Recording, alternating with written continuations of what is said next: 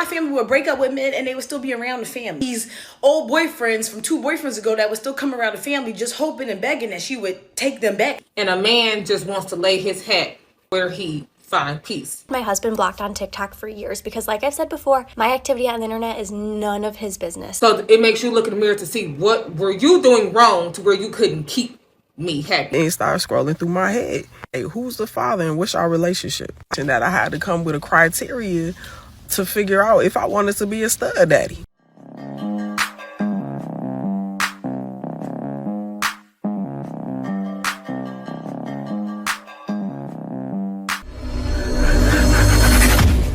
Hey guys, welcome back to More to Life. Now, before we get into this video, I ask that you like, comment, subscribe. Also, smash that notification bell just to be sure you get on my videos as soon as I release them. Let's get right into this. A lot of y'all women are losing the plot, and I'm about to give you the secret. So stay tuned, listen up, take notes, okay? So in my family, the women in my family would break up with men and they would still be around the family. You know what I mean? I had 30 uncles. It wasn't until I became an adult that I realized we weren't even related at all. Those was just my auntie's old boyfriends from 2 boyfriends ago that would still come around the family just hoping and begging that she would take them back eventually. And do you want to know why? It's because I come from a long line of mean women. Y'all are being too nice to men, okay? You need to turn up. Now, you said the aunties had guys that came back because they were being nice to them. That's a good thing, right? Like baby daddies. Like, what do guys say? You want a man to marry you? What happened to your baby daddy, right? Maybe if you were being so nice to him, he would be doing the same thing, calling back to get you. There's an issue missing, but I'll let it continue. The meanness that you have in your body. And I'm not saying to the right man, you know, the man that does the things for you, but you just have to be strict, run a strict. You know what I mean? You can't let them get away with anything.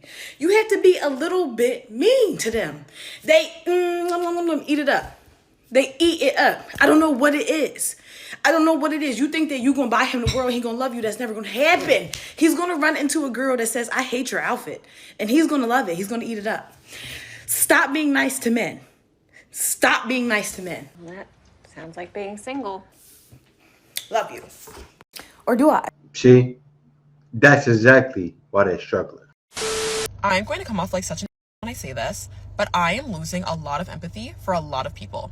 And another creator actually brought this up, and I think she said it really well, so I'm going to tag her below. Personally, I have put a lot of energy and time into recognizing there is a problem within myself and taking the steps to take that accountability, that responsibility, and healing myself from that. It becomes very hard when you notice people in your life have this one problem that is literally ruining their life and destroying their life, but they are doing absolutely nothing to take any responsibility for it, and they're continuing to add on to the problem and do not do anything to omit or delete the problem out of their life. And yes, this is selfish, but it also comes from a place of empathy as well, because I've been there and I've noticed how bad it has destroyed me. So it just hurts watching other people take no responsibility and no accountability for something that is seriously destroying themselves. And I feel like we have to get to a point. I feel like that way too about modern woman, but I didn't say that, but I'll let you finish. To a point where you recognize that I want better for myself. Like, do you not want to better yourself? Do you not want to solve this problem and actually be at peace? And I would have let it slide a lot more when we were teenagers because we're growing up, we're finding our identities, and that makes sense. But now we're in our 20s. If you cannot take responsibility for your actions and for what is seriously hurting you in life, then I honestly just don't think that's a person I want to be around. And I've noticed that I have been distancing myself subconsciously, and now I'm recognizing it consciously, that I cannot be around people who have no intent on trying to heal themselves. And that's why I say I come off really bad when I say this, because I should be there for my friends, and I am there for my friends, but also it's just a completely different story if you are not taking at least some baby steps to help yourself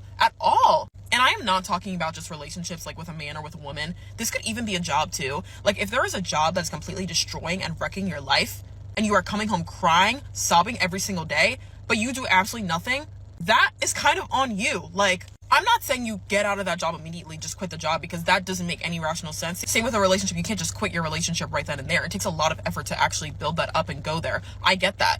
But you can take steps at the same time to try to counteract that. So when you do actually leave, get a new job, it will be a lot easier for you. Like example, if you're trying to get out of your job, maybe look for new jobs. Maybe look and start applying for new jobs. Actually try to take the steps to maybe find a better environment for yourself. So I feel like it's just really hard for me personally, selfishly, to be around people who genuinely have no intent on trying to help themselves, knowing that they are fully contributing to their own problem. Because you have to want better for yourself. You have to look at yourself and be like, I deserve better than this. I deserve to not be crying every single day of my life. Like, I deserve something that is actually going to benefit me. And if you can't put yourself in that position to actually at least think it, at least make the effort, the steps to actually do that, then I don't think I can be friends with you, to be honest. And honestly, selfishly, I don't think it's my responsibility to put my everything into someone else to help them get better. Obviously, I'm going to try, but I cannot change anyone else's mind if they don't want to change it themselves. I can't force you to leave a situation that you can't want to leave yourself. Therefore, I think I just subconsciously distance myself a little bit. I'm still your friend. I'm still going to be there for you if you need me, but I can't spend all my energy worrying about a problem for you when you don't even worry about the problem yourself. That's my rant for the day. Let me stop. So this is my advice to anyone trying to shoot their shot at a single mother. Don't do it unless you love kids or you want to have kids yourself. Because if the situation gets too serious, that child will become yours. And if you thought of yourself as somebody who would never have kids or no time soon or don't like kids, then you shouldn't entertain someone with kids, because you will never be number one. Those children are number one priority. Any good parent will put their children first, even before themselves. So for you to come along with your selfish think it's supposed to be about you, get the that child depends on their parent for everything. You are a grown person. Do better. Not just do better, yes, but do better, yes. Lesbians feel the same way now. Men have been felt like this. Men feel like it's dead weight to not have a woman be all about you, and then a woman demands you to be her any and everything. But what would she demand from the man, right? That guy may be in jail, or that guy probably doesn't care, or that guy's probably starting another family. What happened? Why are you not good enough to have that baby's first child? Men feel like that. Men are very selfish, we're very territorial, and rightfully so. So I'm going to join the conversation of why African American men begin to date Caucasian women, and why African American women may be upset about that. First off, I just want to say that I am pro-choice. If that's what you choose to do, then you do you. I often have conversations with all type of men. Black men, white men, just a conversation, just so I can understand how they think or just get their perspective on things. So what they say is black women nag. They are ratchet. They want to argue. You're right about that. And a man just wants to lay his hat where he find peace. That means he just wants to be in a peaceful place. But some African American women said, you don't bring no peace to my household, so why would I give you peace? Makes sense to me. So with us all being said, it is per the individual, it's pro your choices. I would date a Caucasian man. I would date a Hispanic man. I will date whoever brings me happiness and whoever treat me right. It ain't about race to me. I just think it upsets African American women when we see an African American man turn to a Caucasian woman. Why? If she, as a white woman, is making him happy, fulfilling his needs, all that, then I'm happy for this African American man. So it would make you want to turn and look in the mirror to see what are you doing wrong as to how you cannot please this man. And the same thing is if an African American man came at me about dating a Caucasian. She's right. Women need to turn in the mirror and be accountable. Same thing the other girl was talking about. And say, why is this not happening for me? Because a lot of women are left desolate and lonely, right? Saying that same exact thing. And this is the answer why. Look in the mirror. Judge yourself before you judge that man. Asian man, this man is making me happy. He's fulfilling my needs and he is treating me right. So it makes you look in the mirror to see what were you doing wrong to where you couldn't keep me happy like he did. It's all about self-reflection in my mind. Yes, a man wants to be treated right. Yes, he wants to be wherever he finds peace. But he may not bring peace to your household. So therefore, as a woman, you feel as if I don't need to bring peace to him because he ain't bringing peace to me. I haven't seen you in a week and a half, but yet when you come around, you think that everything gonna be all good. The woman looking at you like, hell no, it ain't all good. I was sick, worried about you for a week and a half, and here you are walking in the door, living easy, breathing easy. Did the man ever consider the woman in that moment? Probably not. He was out doing him. So to conclude, I'm not against an African-American man being with a Caucasian woman. I'm not against an African-American woman being with a Caucasian man. I want you all to do whatever brings you peace and whatever brings you joy. Oh, absolutely.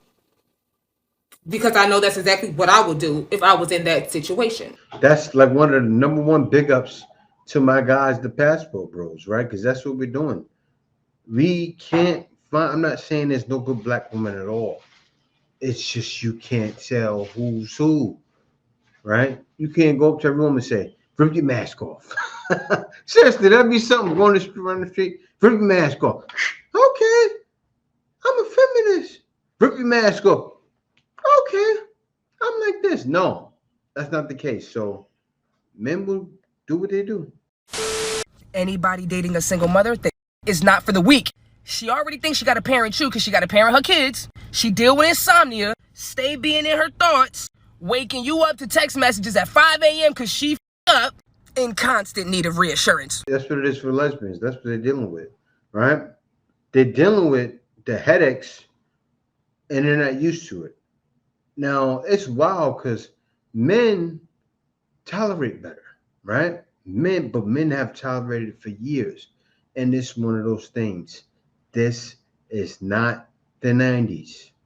I'm happy my mama was how she was, but she was different, right? Because I was a single mother child. But guess what? Guess what happened? I was 1 year old and got a pappy. I was lucky.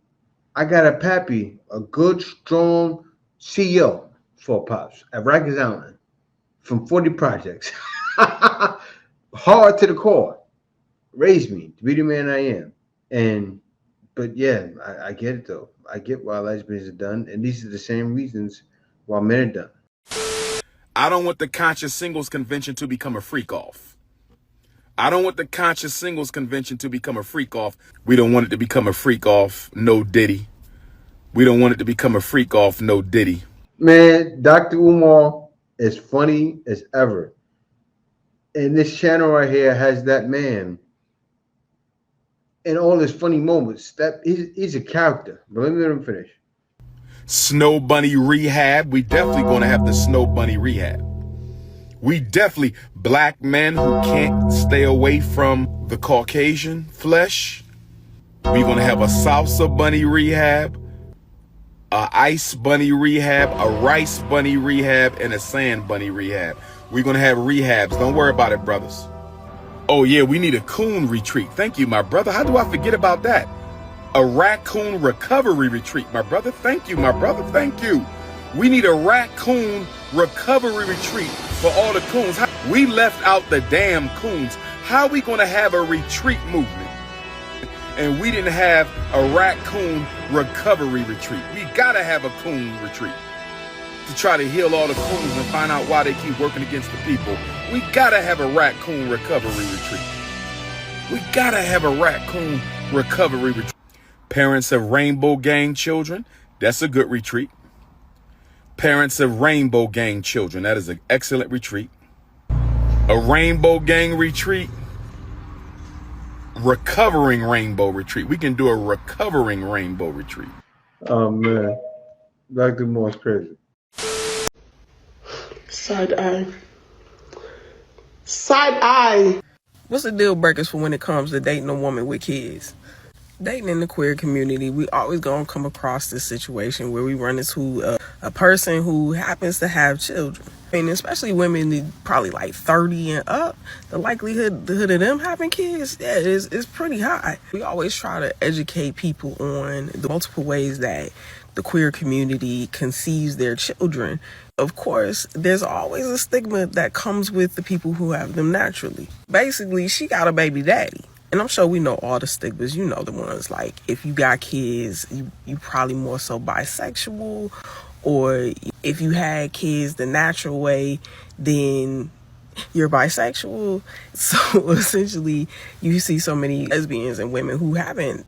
Well, you know, some women, she's kind of right, but some women turn the other way because they're fed up. But she's right. She's not wrong, because those women usually turn back to men. And it's causing a problem for her because she feels like you weren't born this way, so you're not that way. So maybe she avoids it. Let's see what she says.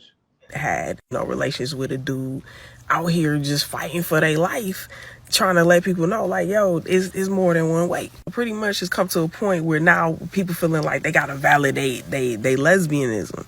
Even when knowing all that, me as dating as a masculine woman, I'm gonna run across somebody who do have kids.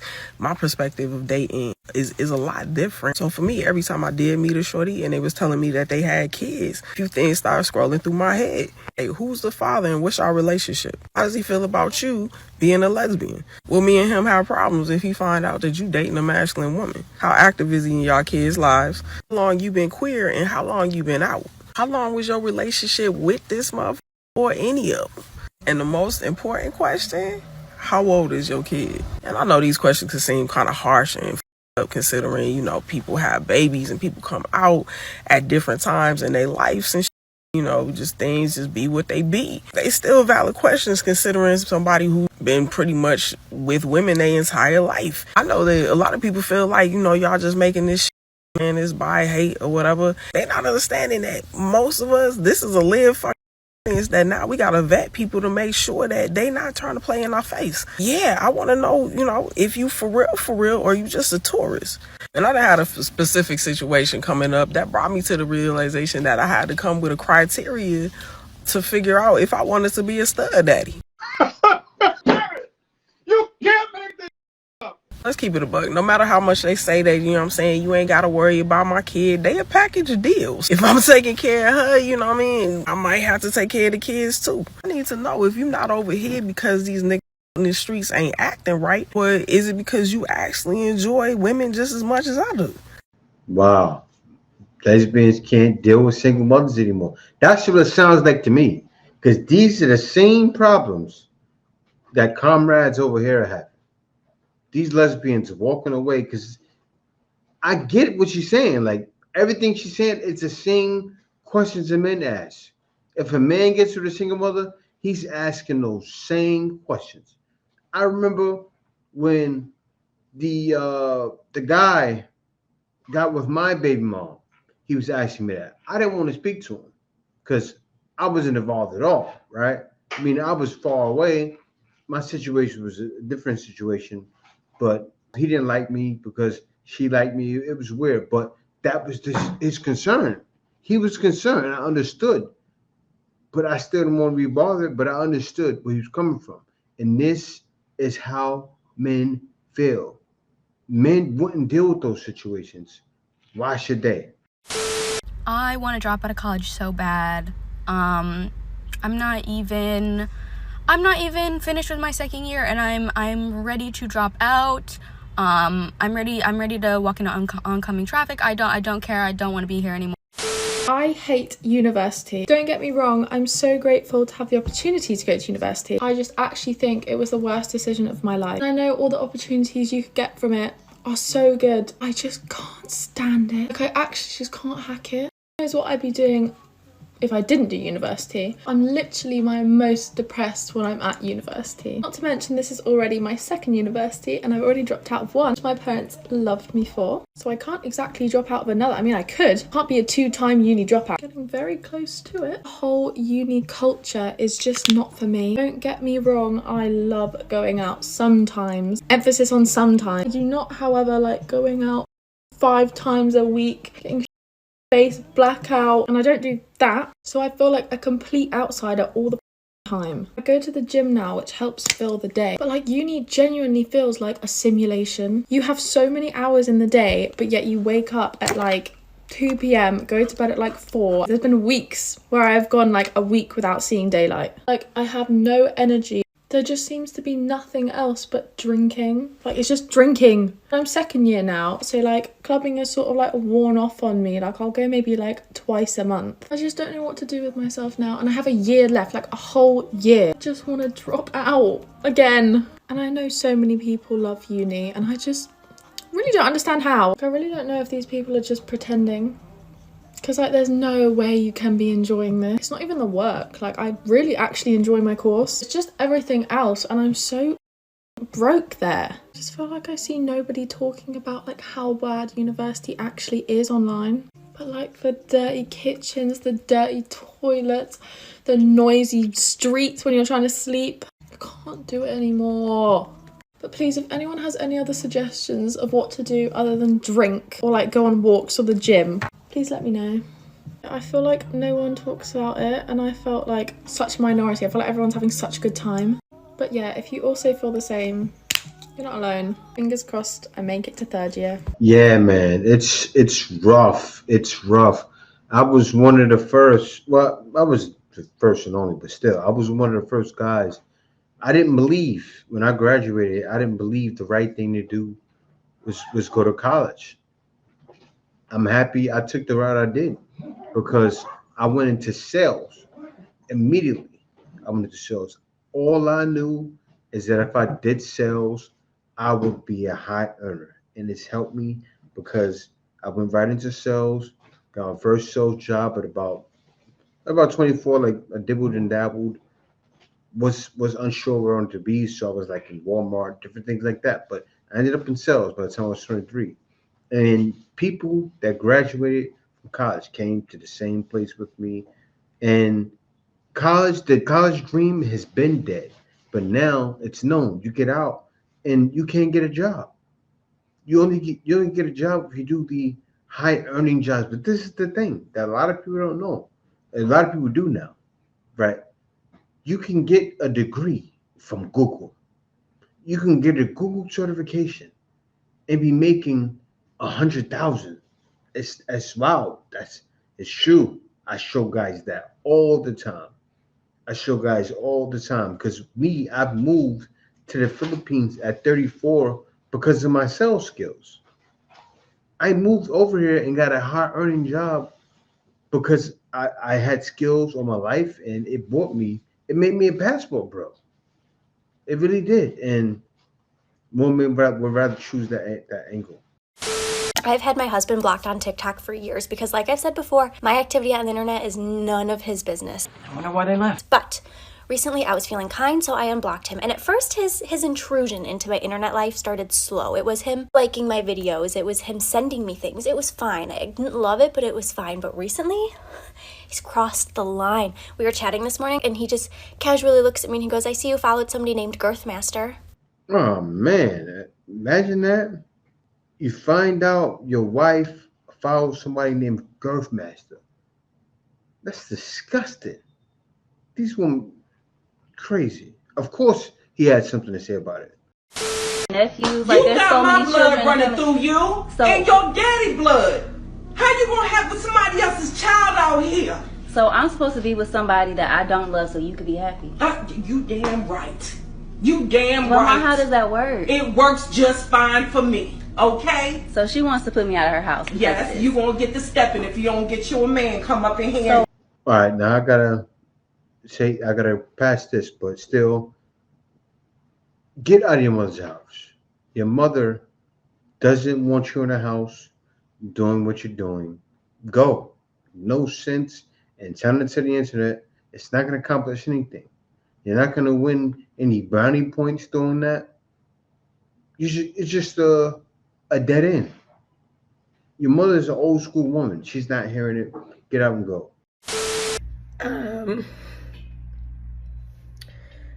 I want to start just like an open discussion, if you will.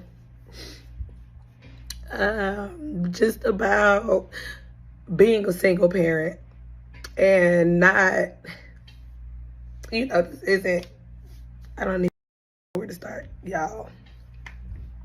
And I definitely ain't trying to like hit record and start crying, but like when you start talking. You didn't have second thoughts. Now you're a single mom. Now you're about something, just the emotions.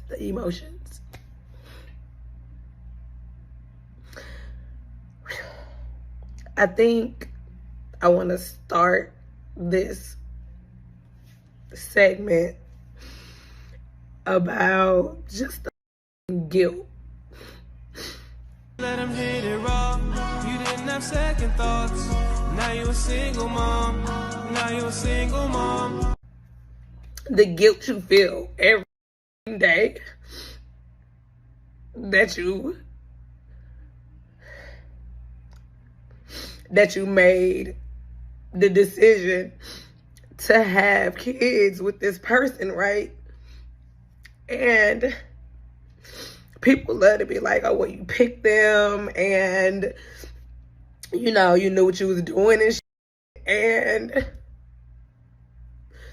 man, people have a way of pretending really well that they care about you and that they'll be there for you. And you would certainly assume that one would care enough about their children to be in their lives. And when that doesn't happen, you're left there every day with the reminder of this horrible decision that you made, right? And then the decision that you made is just not only affecting you, it's affecting your kids. It's affecting, your village, which everyone's there to help. But at the end of the day, Guys, I'm going to stop it right there. These women decide to become single moms, and it's hard. It's hard. That's why men are done with it. The single moms, that's what's going on too. And even lesbians are starting to be done with it. It's bad. Women are saying, forget that, I can't find a man. Some women are doing this. Let me turn to a woman. And they're starting to turn their backs. So what's starting to happen? They have nowhere to go. Motivational speech out there for all my single moms. If that man left you while you were pregnant, if he left you for another woman while you were pregnant, if he's trying to make another family with another woman while you're pregnant, if he's saying, oh yeah, I'll be there, but... I got to stop right there. Now, as soon as you guys seen her face, and as soon as she said those things, look, she got the piercings here, and here, the trifecta. She has the tattoos on her face. She said if he's trying to have a baby with another mother and this and that, she got a hood, dude. The worst of the worst has stepped to the plate, and she has no chance. Sorry. I hate to make this like all about single, but it is. Lesbians can't deal with it, neither can men. And no one can deal with this. Look at the finger waves here in the front when no finger waves should be there. I remember the girl spoke about it before. She's like, finger waves in the front, no finger waves should be there. That's her. That's your hair. Remember the lady said that? That's your hair. But yeah, this woman has no choice. I wake up, someone needs me. I go to work, someone needs me. I get home, someone needs me. And that's it, guys. Someone's gonna need you, and men don't want to deal with it. That's because most men realize, even now lesbians realize, it's definitely more to life than dealing with that.